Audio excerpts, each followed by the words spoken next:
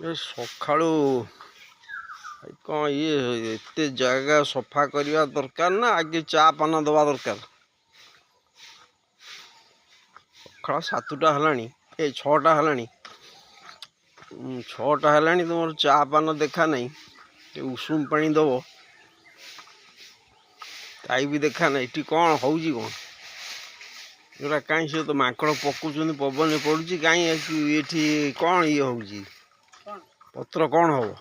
ଉଡ଼ା ହବନି, ଉଡ଼ା କି ଅସନା ହେଉଛି କହିଲ?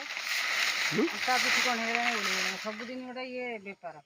ହଁ, ଚାଟା କରିବ କି ଗରମ ପାଣି ଟିକେ ଦେବ, ଗରମ ପାଣି ଟିକେ ଉଷୁମ ପାଣି ଟିକେ ପିଇବା। ଏଠି କ'ଣ ଝାଡ଼ୁ ମାରୁଥିବ? 6ଟା ବାଜିଲାଣି। ହଉ ସାରିଦିଅ।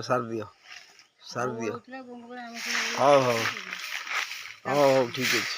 ମୁଁ ତ ମାଙ୍କଡ଼ ହଇରାଣ କରୁଛନ୍ତି ଆଉ।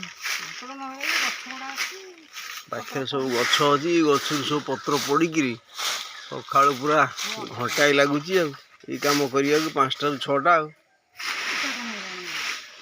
ଏଇ କୁହୁଡ଼ିରେ ବୁଲିଲେ କାଶ ହବ। ହଉ ଶୀଘ୍ର ଆସ।